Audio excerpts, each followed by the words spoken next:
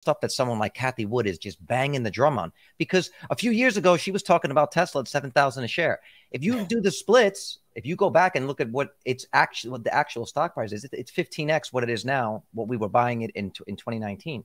She wasn't wrong. So my question is that, like, are we in another situation like that where it sounds absolutely crazy that there will be, you know, robots and robo-taxis in a few years, or how do you see that playing out? Yeah. On top of that, Jeremy, I want to throw in the margins and them cutting and what you think about them having to reduce their margins. So robo-taxis, margins, can you speak to kind of all of that with Tesla? Yeah. So first, touching on the whole views of I call these like call options on it. You know, robo-taxi opportunity, robots, AI, you know, everything Tesla's working on there. I just view those as like call options.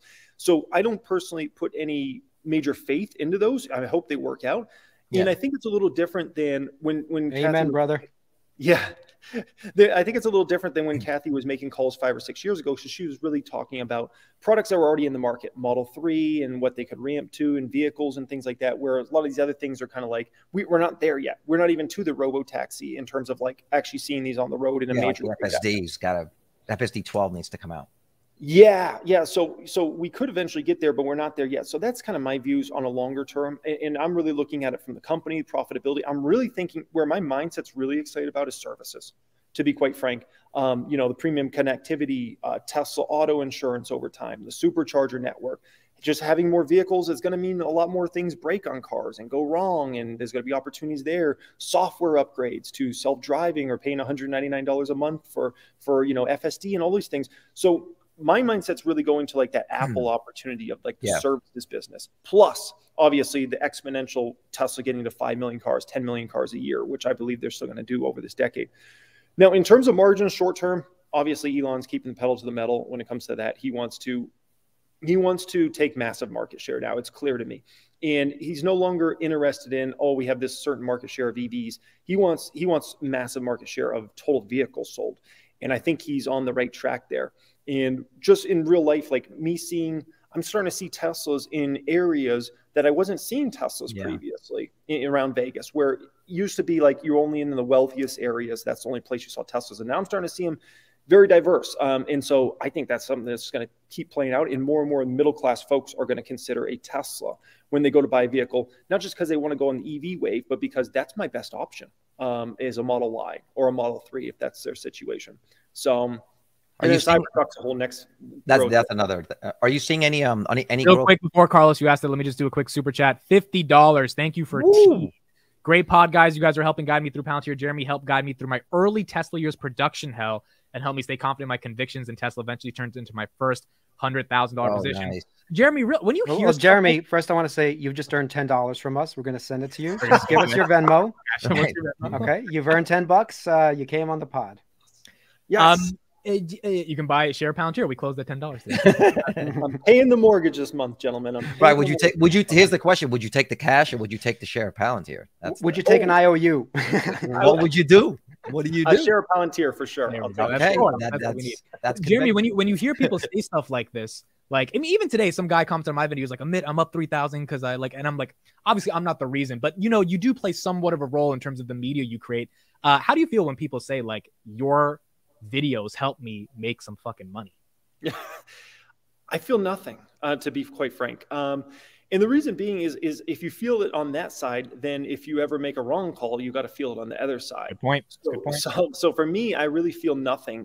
If somebody says, you know, oh, at the end of the day, I mean, it's good if I'm providing that content and it's giving people context or information they might not have or perspectives, and it's giving them the comments I always hate is, I just bought this stock because you bought this stock. That drives me crazy. I'm like, do your own dang Our boy KRIS has been struggling with this. Dude, KRIS needs to hear what you're saying right now. KRIS needs this advice because he's struggling with people following his picks and he feels responsible for it. So what happened was I had a few picks that went really well. And so some people really followed me into it. And, you know, sometimes it works out really well and I'm happy for these people. But then also there were other people, like a few days that something went down and they were like, what do you mean you sold out of that position? You said that it was going to be great. And I was just like, look, guys, there are times where you have to be a little bit opportunistic, you know?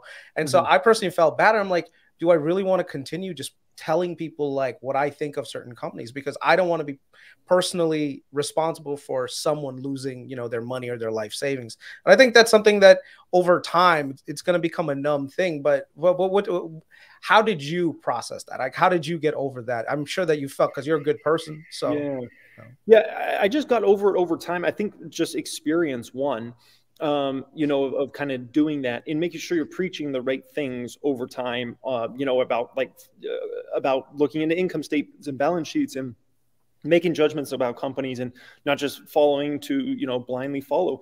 But unfortunately, and also I just came to the realization, like, they're always going to have a certain segment of the population that does that.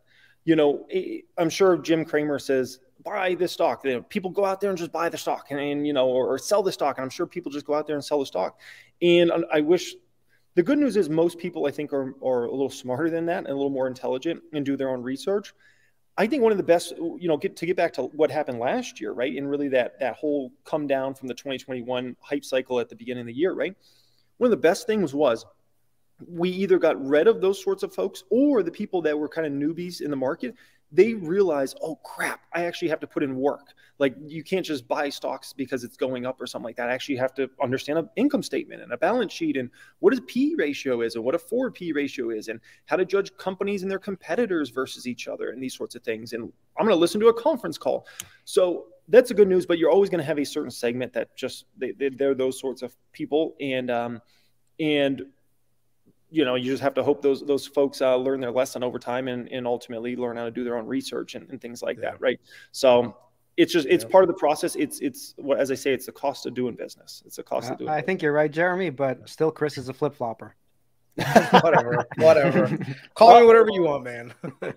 I'm only messing around.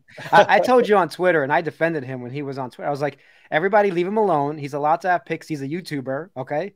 And if they don't all succeed, then that's just the way it is. You're not supposed to follow YouTubers into trades. It's ridiculous. Well, I think the distinction is that we're not trying to be YouTubers. We're regular guys that just happen to be on YouTube, sir. No, but we're not putting on, I'm not on this. I don't think we're on this to be like a YouTube personality. These are our actual personalities. I think that's what people are resonating with. And people make actual mistakes, you know? That's the point. So it's like, I think what people resonate even with this podcast is that these are conversations that the four of us would probably have if we lived in the same state and we were able to get drunk every Friday, you know, or every night, you know. I think for me, I go where the opportunities are when it comes to certain things. Like, so like, I could not have thought, like, a lot of these regional banks, right? Like, lately I've been researching a lot more into the regional bank. This sector got killed and decimated based on some short-term news that I know is eventually going to recover. So I'm thinking to myself, well, wait a second, where are the opportunities in the sector? Because it's not like all regional banks are going to go out of business, right? People are still going to need credit. So I'm like looking at the sector saying, hey, are there opportunities? So did I downsize some of my other positions that are a little bit more riskier that may take a longer time to play out? Yeah, of course. I use that capital to take a nice short-term position on something like this. KRIS, you said go all in regional banks. I just lost $1,000 TFC and Weight Watchers. He just bought calls on Truist Bank. I did actually. Me and Amit both have calls on Truist Bank. We've got some decent amount of money. You know what's funny about these things is that we actually will get to see how it plays out, right? So we're not going to have to wait that long. So yeah, I want to give the super chat to, thank you for the super chat, Josh Shannon, $9.99. Appreciate. There's another Palantir share, Jeremy, for you. Appreciate the content. $2.50 extra in his pocket right now. Jeremy's definitely one of my favorite content creators. Jeremy, this is not financial advice, but you should look at TFC, man. It was financial.